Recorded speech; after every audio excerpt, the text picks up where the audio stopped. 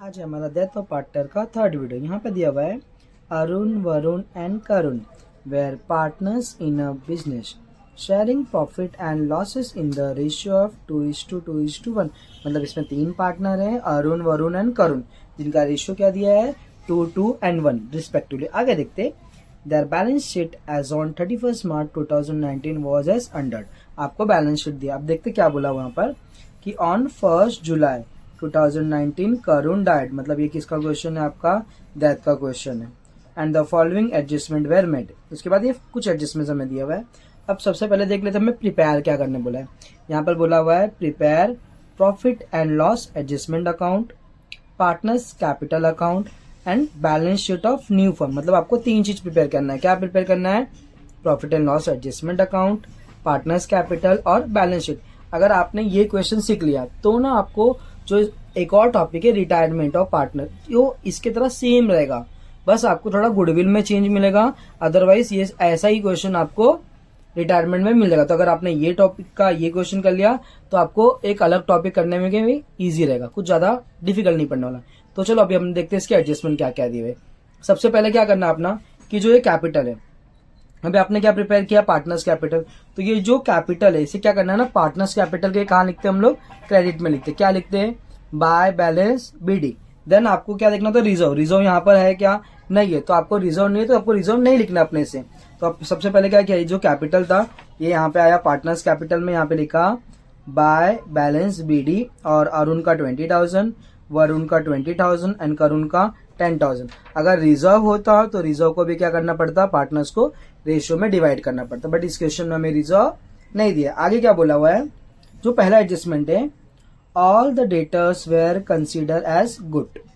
मतलब जो भी ये डेटर्स थे ना, जितने भी डेटर्स थे जिनको भी हमने क्रेडिट में प्रोडक्ट्स को सेल किया था, वो सारे अच्छे थे। मतलब जो उन्होंने ये आरडीडी अज्यूम किया था कि हमें ना इतना डेप्ट हो सकता है। आरडीडी मतलब क्या होता है? रिजर्व फॉर डाउटफुल डेप्ट। मैंने क्या किया था, जिसमें जो भी जो तीनों पार्टनर्स थे उन्होंने क्या किया था 10,400 का क्रेडिट पे प्रोडक्ट्स को सेल किया था। ठीक है, उसमें से उन्होंने अज्यूम किया था कि जो ये 400 है ना, 400 के जो आरडीडी है, इसका मतलब है कि ये 400 रुपीज ना, वो लोग को शायद ऐसा लग रहा था ये नहीं मिलेगा। बट इवेंचुअली जब लास्ट में खत्म होने आया टाइम, तब उन्होंने क्या फाइंड किया कि जो डेटर्स थे वो लोग क्या थे? अच्छे थे सब, और सारे ही 400 रुपए जो हमें बाकी थे वो हमें मिल गया। तो ये हमारे लिए क्या हो जाएगा? फायदा हो जाएगा। तो जब भी हमें फायदा होता है तो हम कहाँ लिखते हैं उसको?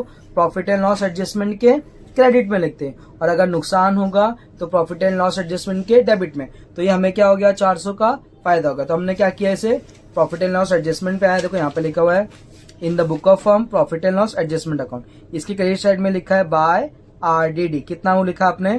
400 का प्रॉफिट हो गया। अब इस क्वेश्चन में हमें ना बैलेंस शीट भी बनाना है, तो इसके ना दो इफेक्ट देने पड़ेंगे। दूसरा इफेक्ट कहाँ पे आएगा? जो आपका डेटर्स है यहाँ पर डेटर्स कितना लिखा था आपने? 10,400, और उसमें से 400 माइनस किया था तो कितना लिखा था? 10,000। बट अभी अमाउंट 10,000 नहीं आएगा। हमने अज्यूम किया था कि हमें सिर्फ 10,000 ही मिलेगा, बट हमें कितना मिला? अभी पूरा मिल गया, कुछ भी आरडीडी नहीं रहा। तो 10,400 आएगा आपका। यहाँ पर डेटर्स कहाँ पे आता है? आपका एसेट्स में आता है। ये आपका फर्स्ट एडजस्टमेंट था। अब सेकेंड एडजस्टमेंट आपको लिखा हुआ है bank loan were paid off. मतलब जो भी आपने अपना बैंक से लोन लिया हुआ था उसे क्या कर दिया आपने? पेड कर दिया। पहले बैंक लोन कितना था? 4,000 था। मतलब आपके लाइबिलिटी साइड में कितना दिख रहा था? 4,000 का बैंक लोन। अभी क्या किया आपने ना, वो लोन को पेड कर दिया। तो पेड कर दिया तो अभी क्या वो लाइबिलिटीज आपका रहेगा क्या? तो इसका आंसर है नहीं। तो आपको क्या करना है, ये बैंक लोन है इसे कट कर देना। यहां से मत कट करना, समझाने के लिए बता रहा हूँ। तो आपको क्या होगा ना कि जो ये लाइबिलिटीज है, अब ये लाइबिलिटीज में आपको बैंक लोन नहीं दिखेगा। क्यों नहीं दिखेगा? क्योंकि आपने इसे पेड कर दिया है। बट पेड किया है तो आपके पास से क्या जाएगा? कैश जाएगा। तो इस क्वेश्चन में ना कैश के ना कुछ ज्यादा ट्रांजैक्शन है, तो हमने क्या किया ना, इस क्वेश्चन में एक बैंक अकाउंट भी प्रिपेयर कर लिया। जैसे यहाँ पे लिखा है बैंक अकाउंट। अब इसका जर्नल एंट्री क्या होता है? आपने लोन पेड किया तो पैसा आपके पास से जाएगा, तो जर्नल एंट्री हो गया bank loan account debit to bank account, या कैश बैंक लिख दो। तो आपका कैश बैंक कहाँ आएगा? क्रेडिट में आएगा। किसके क्रेडिट में लिखना? बैंक के क्रेडिट में लिखा है बाय बैंक लोन 4,000। ये ना आपका वर्किंग नोट का पार्ट है। ठीक है, आपको ये बनाना पड़ेगा क्योंकि जो लास्ट में बैंक का बैलेंस है, वरना ये बैंक के बैलेंस की वजह से आपका बैलेंस शीट टैली नहीं होने वाला, इसलिए आपको ये बैंक का एक सेपरेट अकाउंट बनाना पड़ेगा। देन आपको थर्ड एडजस्टमेंट दिया हुआ है, क्या लिखा है यहाँ पर, फर्नीचर वेयर डेप्रिशिएट बाय 550, मतलब जो भी आपके पास फर्नीचर था, फर्नीचर कितने का था, 8000 का फर्नीचर था, अब उसकी वैल्यू ना 550 से कम हो गए, तो कम हो गए तो आपके लिए क्या हो गया, नुकसान हो गया। और अभी हम लोगों ने देखा है कि जब भी हमें को नुकसान होता है तो नुकसान हमारा कहाँ पे आता है, प्रॉफिट एंड लॉस एडजस्टमेंट के डेबिट में। यहाँ पे लिखा टू फर्नीचर, कितना लिख दिया अमाउंट 550। अब क्या हो गया, ये डेप्रिशिएट होगा, और डेप्रिशिएट हमने फाइनल अकाउंट में भी देखा था कि जो भी असेट्स है उससे क्या करना होता है, माइनस। तो आपका असेट्स कौन सा था, फर्नीचर, फर्नीचर की वैल्यू थी 8000 और डेप्रिशिएशन कितना है 550, तो 8000 में से 550 जाएगा तो आपका आ जाएगा 7450। तो आपका एक इफेक्ट इधर हो गया और सेकंड इफेक्ट हो गया प्रॉफिट एंड लॉस एडजस्टमेंट के डेबिट साइड में। तो आपका ये दोनों इफेक्ट हो गया। तो अभी आपको ना हर एडजस्टमेंट को चेक करना है कि आपने दो इफेक्ट दिए हैं या नहीं दिए।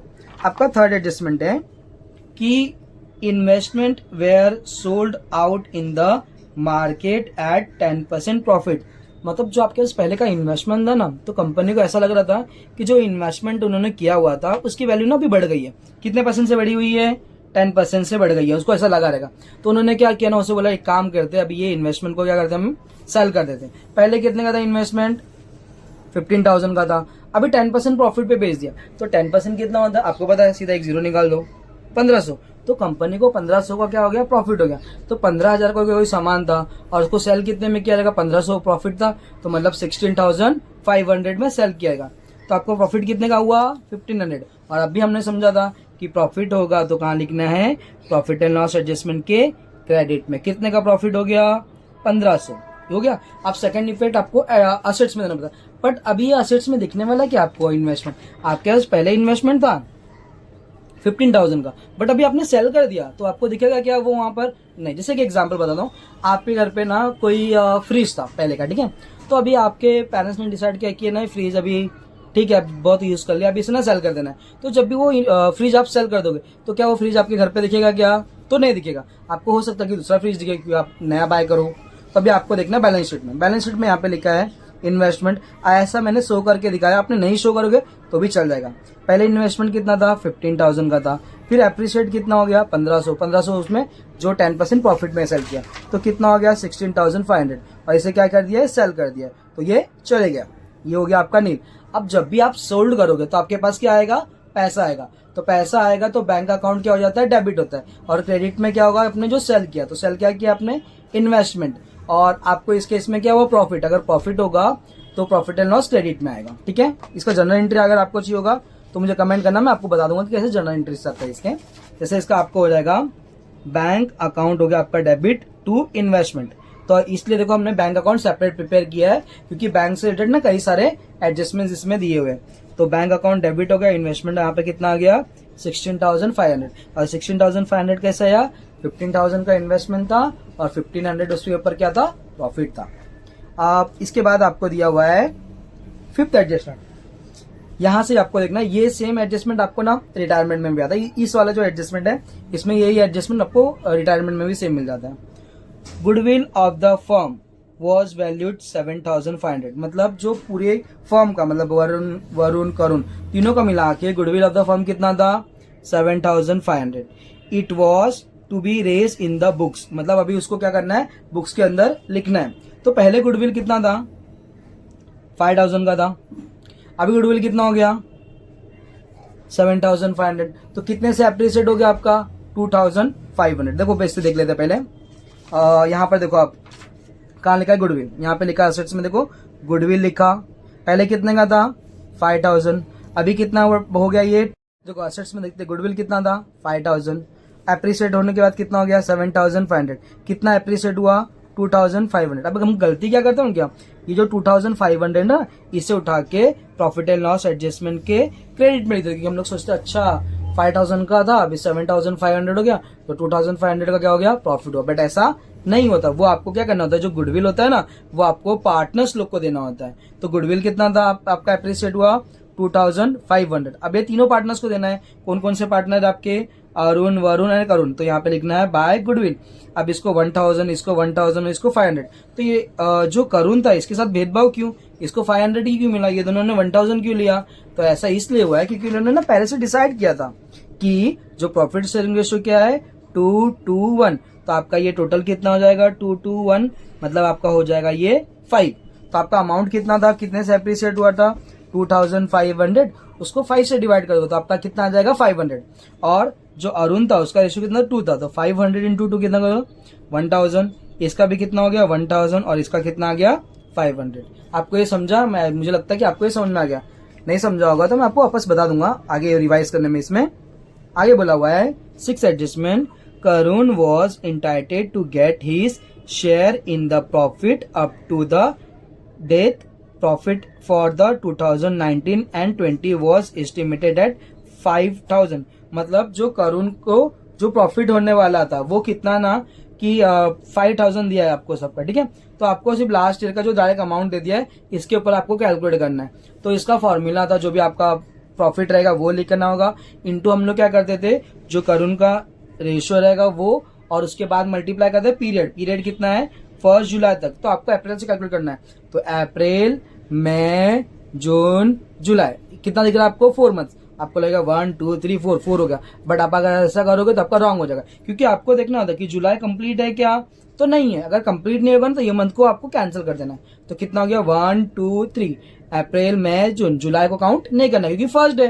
तो क्या करेगा, समझो आप कहीं पर जॉब पे जा रहे हो तो आपको क्या फर्स्ट डे जाते ही सैलरी मिल जाती है क्या, तो आंसर इसका नहीं, हमें पूरा वो मंथ को क्या करना पड़ता है कंप्लीट। अगर ये जुलाई कंप्लीट होता तो ये 4 मंथ होता था, इसलिए ये कितना मंथ हुआ सिर्फ 3 मंथ। अब इसका भी कैलकुलेशन हम लोग देख लेते कि इसे कैसे कैलकुलेट किया हुआ है। तो यहाँ पे लिखा रहेगा, यहाँ पे लिखा है Karun share of profit up to his date of death. ये दोनों तरीके से मैंने आपको बता दिया है, एक ये वाला तरीका और एक ये वाला तरीका। हम लोग ये वाला तरीके से फॉलो करेंगे। अगर जिसको नहीं समझ में आता कि कैलकुलेट करने में कि कट करने में थोड़ा हार्ड पड़ता तो ये वाला भी कर सकते हैं। जैसे पहले प्रॉफिट कितना दिया हुआ है 5000, अब कितने मंथ का, कितना मंथ था वो अप्रैल, मई, जून, ठीक है 3 मंथ, तो 3/12। तो इसको आप कैंसिल किए, 3 1 3, 3 4 12। तो 5000 को 4 से डिवाइड करने पे आ गया 1250। अब उसके बाद करुण का जो शेयर है वो कितना है 1/5, वो आपको रेशियो में दिया था। तो 125 को जो ये आंसर आया इसी को 5 से डिवाइड कर दो, आपका आंसर कितना आ जाएगा 250। एक ये तरीका है, और दूसरा तरीका जो हम लोग फॉलो करते हैं वो कितना लिखा हुआ है 5000 दिया था। जो प्रॉफिट कहाँ पे दिया था आपको, यहाँ पे देखो लिखा है, क्या लिखा है 5000 दिया। उसके बाद इनटू ये कितना मंथ रहा था 3 मंथ, तो 3/12 मतलब ये पीरियड हो गया, इनटू इसका शेयर कितना है 1/5। अब आपको कैंसिल करना बस, 3 1 3, 3 4 12 और ये 5 1 कैंसिल। तो इधर कितना है ऊपर अभी 1000, तो ऊपर कितना बचा आपका 1000 और डिनोमिनेटर में कितना आपका 4। तो 1000 को 4 से डिवाइड करोगे तो आपका आंसर कितना आएगा 250। तो 250 किसका आ गया, शेयर करुण का आ गया। तो आपको यहाँ पे आना है पार्टनर्स कैपिटल में, यहाँ पे लिखना है by profit and loss suspense account 250। ये सिर्फ किस में आएगा करुण का, क्योंकि हमें किसको प्रॉफिट देना है, ये सिर्फ करुण को देना है। ये समझ गया आपको। अब जो लास्ट एडजस्टमेंट लिखा है the amount due to Karun's executor was paid by NEFT. NEFT होता है नेशनल इलेक्ट्रॉनिक फंड ट्रांसफर। ये आपको इसमें तो नहीं फुल फॉर्म पूछता, बट आपका जो ओसीएम है उसमें इसका फुल फॉर्म पूछ सकता है, या हो सकता है ये ट्रू फॉल्स में या कहीं और भी पूछ सकते हैं ये, तो उसके लिए आपको ये काम आएगा। तो इसका मतलब है कि जो भी करुण को पैसा देना था ना, उन्होंने क्या किया एनईएफटी से वो पैसे को ट्रांसफर कर दिया, मतलब बैंक से जाके उसे ट्रांसफर कर दिया। तो अभी इसका भी हम लोग को लास्ट में देखना पड़ेगा, जब हम अकाउंट क्लोज करेंगे ना उस टाइम पे ये एडजस्टमेंट आएगा। एक बार वापस देख लेते हैं। अब आपका लाइबिलिटीज और एसेट्स को देख लेते हैं, आपने पूरा पोस्ट किया है कि नहीं। देखो लैंड एंड बिल्डिंग आपने पोस्ट कर दिया है, इन्वेस्टमेंट सोल्ड हो गया था, फर्नीचर लिखा है, डेटर्स हो गया, और फिर गुडविल हो गया, एंड बैंक आपका बाकी है। बैंक का अमाउंट आपको ना कैलकुलेट करना पड़ेगा, तो वो हम लोग देखते हैं इसमें कि कैसा आएगा। अगर आपने ये सिर्फ 4100 लिखा तो आपका बैलेंस शीट टैली नहीं होने वाला है। देन आपका इस साइड क्रेडिट साइड मतलब लेफ्ट हैंड साइड में क्या लिखा था लाइबिलिटीज हमने कैपिटल लिख दिया था। क्रेडिटर को हमने नहीं लिखा है, तो आपको क्रेडिटर को यहाँ पर जाके लिख देना है, क्रेडिटर 16,000। अब हम देखते हैं इसे क्लोज करना अकाउंट्स को। तो अकाउंट्स क्लोज करते तो सबसे पहले क्या करना है हम लोग को, profit and loss adjustment account को क्लोज करना होगा। तो आपको क्रेडिट साइड में कितना दिख रहा है 1500 और 400, तो 1500 और 400 कितना होता है आपका 1900, और डेबिट साइड में कितना है सिर्फ 550। तो 1900 में से 550 को माइनस करोगे आप तो आपका आंसर कितना आ जाएगा 1350। अब ये तीनों पार्टनर्स को देना है, कैसे बांटना है आपको, रेशियो कितना आपका 2 to 1, तो आपका टोटल कितना होता है 5। तो पहले आप क्या करना ना 1350 को 5 से डिवाइड करना, तो आपका आंसर आएगा 270। अब इसका कितना था 2 2 एंड 1, तो 270 को 2 से मल्टीप्लाई करते जैसे 27 2 सा कितना होता है 54, तो 54 और एक 0 तो 540 हो गया, 540 हो गया और 270। ये आपका profit and loss adjustment, profit and loss के कहाँ पे आ गया, डेबिट में आया। तो ये क्या आ गया आपका प्रॉफिट आया। प्रॉफिट क्यों आएगा, क्योंकि जब भी क्रेडिट साइड बड़ा होता है और डेबिट साइड छोटा होता है तो हमारा क्या होता है प्रॉफिट। ये इफेक्ट डेबिट में यहाँ से कहाँ पर आने वाला है आपका क्रेडिट में, और क्रेडिट में क्या लिखना है profit and loss adjustment account. आपने यहाँ पे लिखा by profit and loss adjustment account 540 Arun में, 540 वरुण में और 270 करुण में, ये लिख दिया। अब आप ना इसे अकाउंट को क्लोज करना है कि मतलब पार्टनर्स कैपिटल को भी आपको क्या करना है क्लोज करना है। तो पहले आप क्या करो ना अरुण को करते हैं। अरुण कितना दिया है 20,000, 1000 मतलब 21,540, तो ये इधर कितना आ गया 21,540। आपका डेबिट साइड में कुछ है क्या, नहीं है, तो आपको यहाँ लिखना है टू बैलेंस CD कितना आ गया 21,540, क्योंकि यही अमाउंट इधर भी आ जाने वाला है क्योंकि माइनस करने के लिए कुछ है ही नहीं। फिर आपने वरुण का किया, वरुण का भी सेम है 20, 21 और 540, तो ये भी सेम आ गया, यहाँ पर भी सेम आ गया। आप करुण में है, करुण में कितना लिखा है 10,000, 500, 250 और 270, 250 और 270 कितना हो जाएगा आपका 520, 520 और 500 कितना हो जाएगा 1020 और आपका 10,000, तो हो जाएगा 11,020। अब आपको माइनस करने के लिए कुछ है क्या, नहीं, तो यहाँ पर भी कितना आ जाएगा 11,020। तो अभी आपने क्या किया था कि जो भी तीनों पार्टनर्स का बैलेंस हमने निकाल लिया।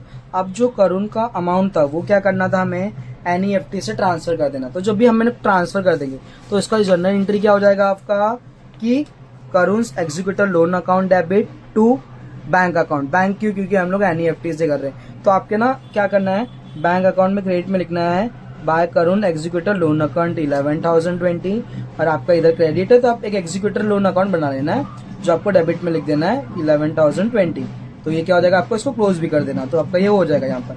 अब आपको ना क्या करना है ना बैंक को क्लोज करना है, क्योंकि बैंक को भी क्लोज करना है। बैंक हम लोग क्लोज कर लेंगे तो जिससे हमें ना बैंक का अमाउंट मिल जाएगा। तो अब क्या करते हैं ना बैंक को भी क्लोज करते हैं। बैंक का डेबिट साइड में कितना है 16,500 और 4,100, टोटल कितना हो जाएगा 20,600 और क्रेडिट साइड में क्या है 4,000 और 11,000। तो आपने इसको प्लस किया तो 15,020 और जब 20,600 में से 15,020 को माइनस किया तो आपका आंसर जाएगा बैलेंसिंग 5580। तो आपको ये क्या आ गया बैंक का बैलेंस आ गया। तो आपको ये कहाँ लिखना है जो आपने बैलेंस शीट बनाया है, बैलेंस शीट में जाना है। बैलेंस शीट में देखो आपने बैंक लिखा था, यहाँ पर अमाउंट कौन सा लिखना है आपको 5580, तो यहाँ पर आपको लिख देना है 5580।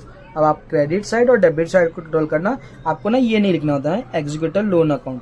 क्या होता है ना जब अगर हमने प्रिपेयर नहीं किया एग्जीक्यूटर लोन अकाउंट, जैसे इस क्वेश्चन में बोल दिया था कि जो बैलेंस अमाउंट है वो आपको NEFT से ट्रांसफर कर दो, इसलिए आपने क्या किया था कि एग्जीक्यूटर लोन अकाउंट बना दिया था। अदरवाइज ना आप क्या करते हो कि जो भी अमाउंट है उसे क्या करते हैं कि जो लाइब्रेरीज में लोन अकाउंट लिख के वहां पर दिखा देते, बट इस क्वेश्चन में हमें दिया था स्पेसिफिकली कि उसे NEFT से ट्रांसफर करना है, इसलिए हमें इसे यहाँ पे शो नहीं करना है। अब आप क्या करना कि ये लाइब्रेरीज को टोटल करना और असेट्स को टोटल करना और देखना आंसर सेम आ रहा है या नहीं आ रहा है।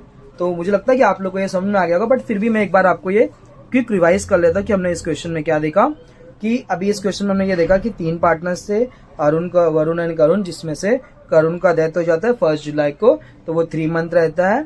और उसके बाद जो हमें दिया था कि पहला adjustment all debtor were consider good, इसका मतलब है कि जो भी डेटर्स में RDD का पैसा वो हमें मिल गया तो हमारे लिए वो क्या हो जाएगा फायदा हो जाएगा। और सेकंड इफेक्ट आपका डेटर्स आपका असेट्स में आएगा, यहाँ पे लिखा ही है, बट अमाउंट को कौन सा लेना आपको 10,400। फिर दूसरा बैंक लोन पेड, मतलब जो बैंक लोन था उसे मैंने क्या कर दिया पेड कर दिया, तो आपका बैंक में जो लाइब्रेरीज में आपको बैंक नहीं दिखेगा, डायरेक्ट कहाँ शो करना है आपको बैंक अकाउंट में, किस साइड क्रेडिट साइड में। फिर आपने देखा फर्नीचर क्या हो गया डेप्रिसिएट हो गया 550, तो ये क्या हो गया आपको 550 का लॉस हो गया। तो आपको कहाँ लिखना है इसको प्रॉफिट एंड लॉस एडजस्टमेंट के डेबिट में और असेट्स में माइनस करना है।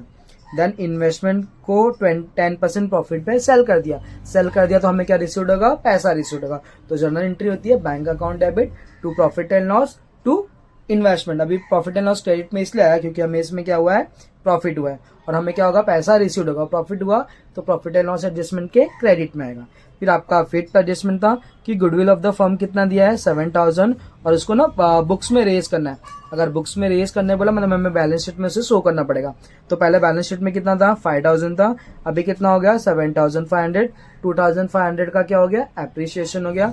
हमें ये एप्रिसिएशन लगता है कि प्रॉफिट एंड लॉस के क्रेडिट में आएगा, बट ये वहां पर नहीं आता। हमें क्या करना होता है, इसे तीनों जो पार्टनर्स है उसे डिस्ट्रीब्यूट करना है। कैसे डिस्ट्रीब्यूट करना है, उनके रेशियो में करना है। फिर करुण का जो प्रॉफिट था लास्ट में वो कितना था 5000 था, मतलब फर्म का प्रॉफिट था, तो उसे करुण को डिवाइड करना था। करुण को कैसे डिवाइड किया, एक तो उसके रेशियो में 1/5 और वो कितना मंथ रहा था 3/12। तो उसको आपने सॉल्व किया तो उसका आंसर आ गया था। और लास्ट में बोला था कि करुण को जो भी अमाउंट देना वो एनईएफटी से हमें ट्रांसफर करना है। इस तरीके से हमारा ये डेथ का क्वेश्चन हो गया। आई होप आप लोग को ये चैप्टर समझ में आ गया रहेगा। तो पहले वीडियो में हमने समझा था कि एक सिंपल डेथ का एक पार्टनर्स का क्वेश्चन होता है, दूसरे वीडियो में क्या था प्रॉफिट एंड लॉस एडजस्टमेंट और डेथ का क्या था, और ये थर्ड वीडियो में हमने ये पूरा क्वेश्चन देख लिया।